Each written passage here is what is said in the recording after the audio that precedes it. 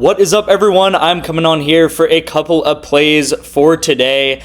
Pretty similar story to the last couple of days. It's been up and down. We've had some hits, we've had some misses. It's kind of evened out to just kind of being break even, or maybe going down a couple units some of these days, maybe going up a couple units some of these days. Again, I always emphasize that. That's how sports betting is sometimes. Sometimes it kind of lulls you to sleep. Sometimes it's a big punch in the gut where you just can't hit anything. And then sometimes it feels like you're on top of the world where nothing is missing. Last week, it kind of felt like we were on top of the world, right? We had a lot of underdog hits. We had some four-mans and stuff. This week, it's kind of just been lulling us to sleep a little bit.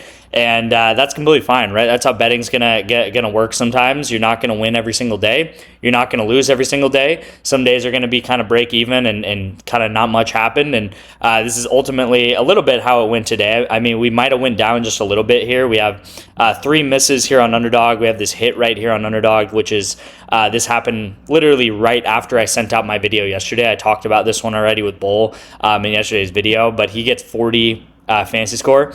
And then we did miss Grant Williams. Player 3's made, and he had one more, unfortunately. We do hit this one right here, which was a pick that I sent I think 2 nights ago, something like that, and I took these guys to go under.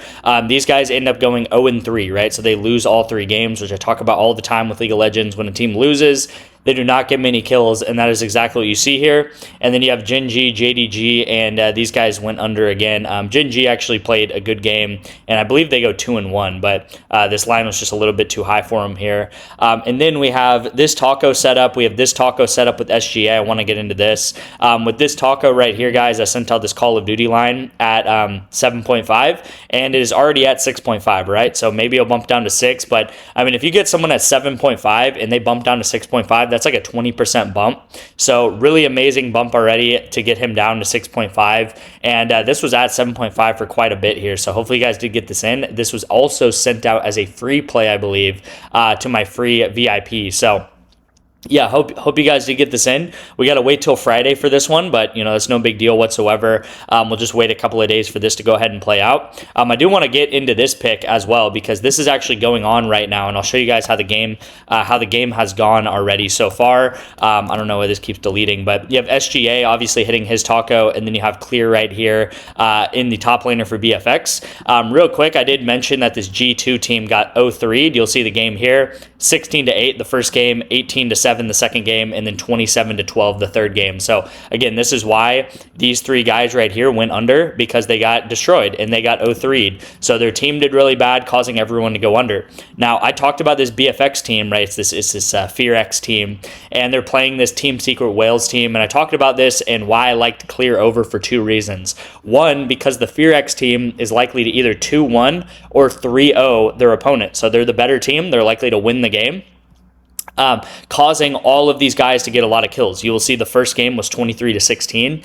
And the second point of why I liked Clear to go over yesterday is because this would be a very aggressive game. I mentioned this TSW team being very aggressive. There's a lot of kills being exchanged. They go in a lot, and there's just a very high scoring game, right? There's a lot of things happening in this game, and that is just kind of the way they played. And you'll see that in map 1. It was 23-16, 23 kills for this team over here. They obviously go ahead and win. This guy gets 7, 3, 7, and 4.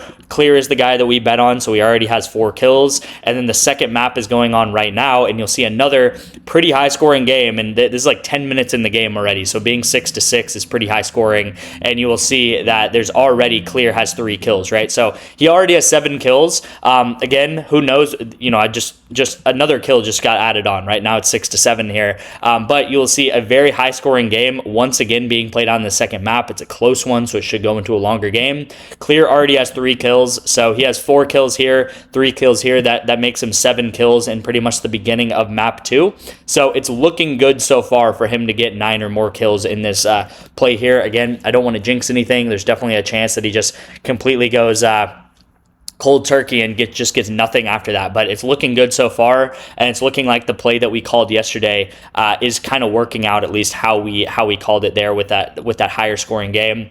If you guys don't know, I bet a ton on esports, especially in the off season. Prizepicks underdog guys were up about 50 units so far this year, and then ONYX and REBET on the straight bets were up about 29 units so far this year, and counting, of course. So overall, that's about 80 to 100 units that we are up so far this year in the first 2.5 months of the year. My goal this year is to go above 500 units, which means if you're a $10 sports bettor, that would mean you would go up $5,000 this year. And again, I would hope if you're a $10 sports bettor going up that much amount of money, you would bump up to $15 bets, $20 bets, $25 bets, and so on, and just start increasing your bankroll and making more and more money.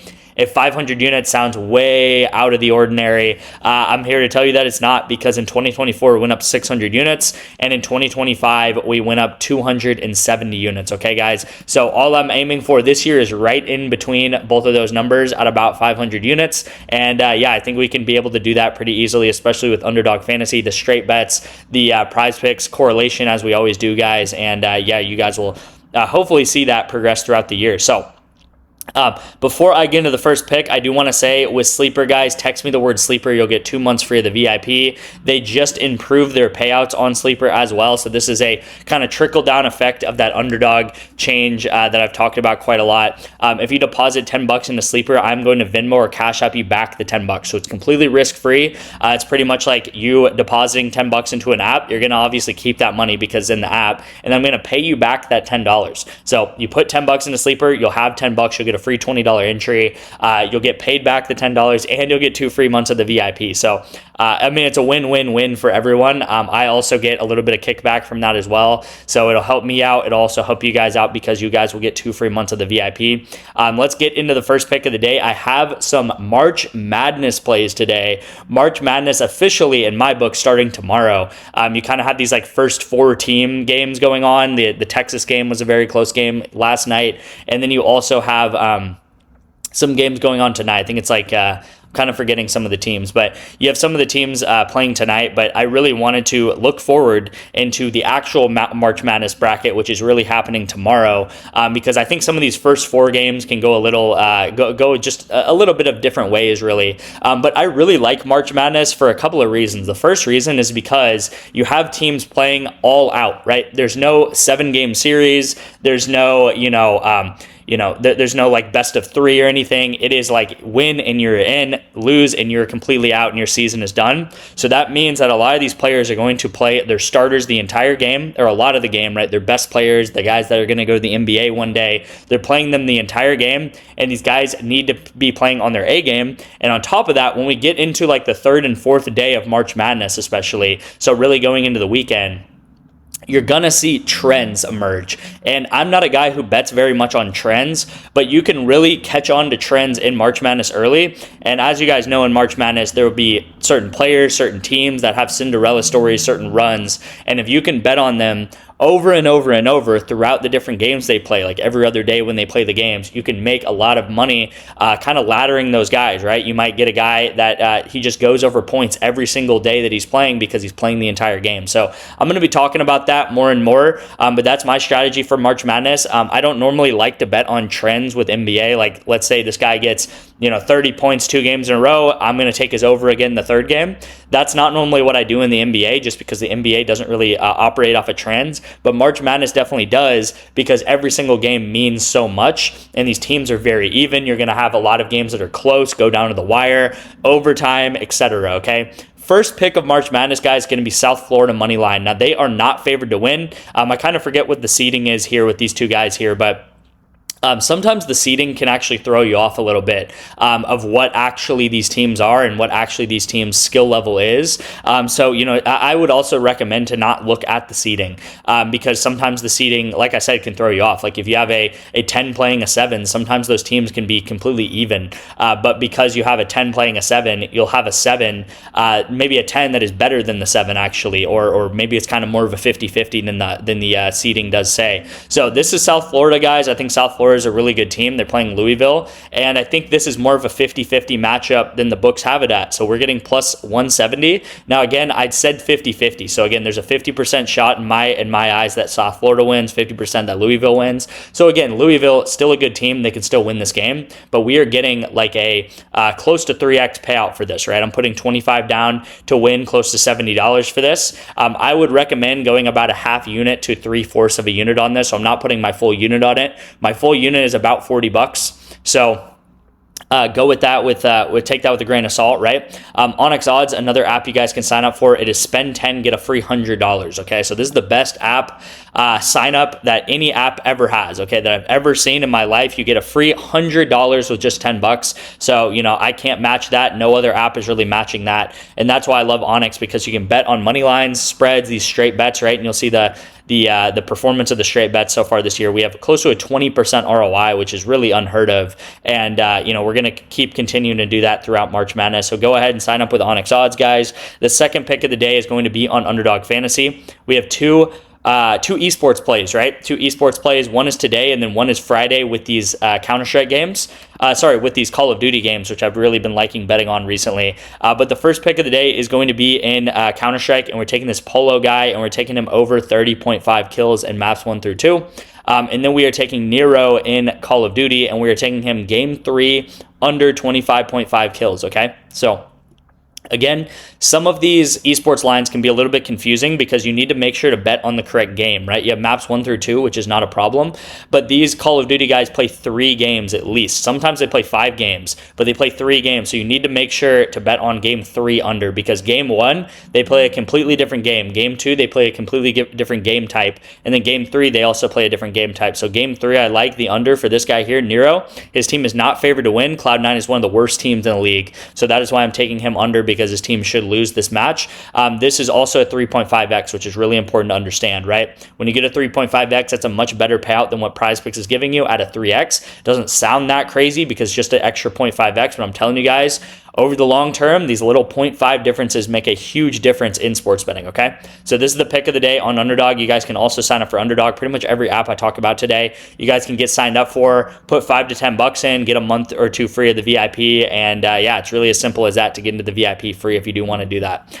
The next play of the day is going to be League of Legends, and then also in college basketball for March Madness. With League of Legends, guys, we have Hongq and Gala. As I always say, these guys are heavily favored in this game, right? You have JDG, one of, I would say, probably like a top 5 team in the world. And a lot of these top teams in the world come from the Asian continents, right? They're Korean teams, they're Chinese teams, some of the Taiwanese teams, and then they're facing a South American team, which this team is still good, but these American teams are not as good as Korean teams, all right? It's like any sport. You have regions of the country that are better at certain sports than not, right? I was talking to one of my friends about rugby the other day because I think there's some rugby tournament coming up, and New Zealand and Australia and Ireland are better at rugby than some of these other teams, like the American team potentially. And it's the same thing with League of Legends. It just so happens that these Asian teams end up being a lot better than these American teams. So JDG is a much better team.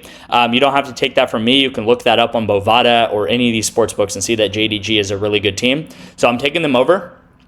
Gala is one of the best players in the world, by the way. I think he might have 20 to 25 kills in this series because you have an aggressive, quite aggressive teams right here. You have JDG, aggressive team, LLL, which is called Loud Gaming, aggressive team. And again, JDG is probably going to 3-0 them. So if they 3-0 them, they're going to go over. Right now, there's a tournament going on right now called Last Stand. And it's pretty much just like a over the world tournament, right? All around the world. It's kind of like a World Cup tournament. So you have very mismatched teams, right? You have these like Asian teams, and then you have these like American teams, and the Asian teams, like I said, are just way better than these other teams. So you have a lot of discrepancies between these teams and how good they are doing. So I'm taking these two guys, Hongq and Gala, to go over 29.5. I like it at that. I also like it at 30. All right, guys, I don't mess around with League of Legends. I know my League of Legends well. It's probably the #1 sport that I watch the most compared to football.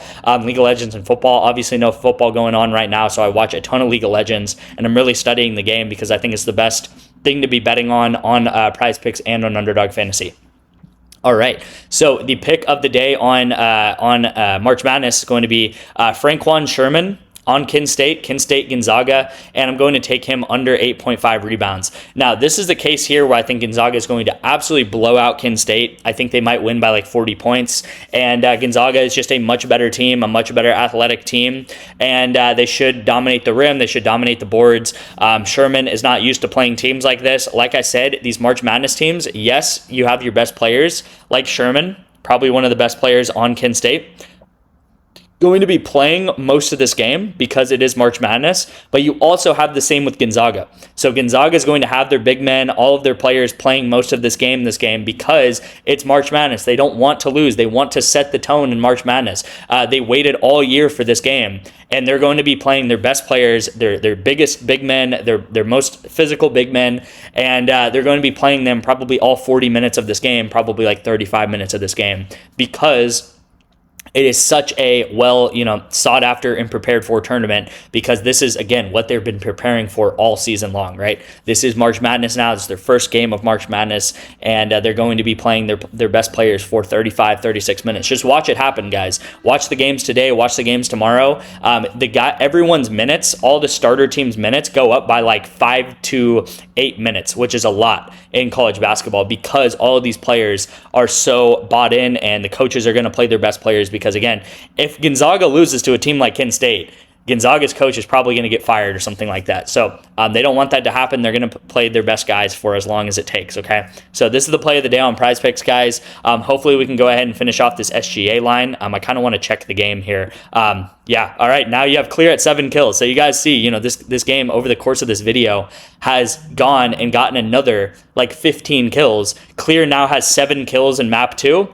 And 4 kills in map 1, which means that he did go over here, and we did just go ahead and cash yesterday's play in the middle of the video, which I don't know if that has ever happened before. So that's pretty fun to see there, that we just checked, and Clear just went ahead and now has like 13 kills or whatever it is. So cool to see that there. Hopefully you guys did tail yesterday's taco with some sort of taco, either with the SGA or this MLB guy right here. And yeah, we did go ahead and hit yesterday's play, so that's nice to see. Thank you guys again for watching. I'm going to go ahead and wrap it up here with a nice little taco hit from yesterday, and I will see you guys in tomorrow's video.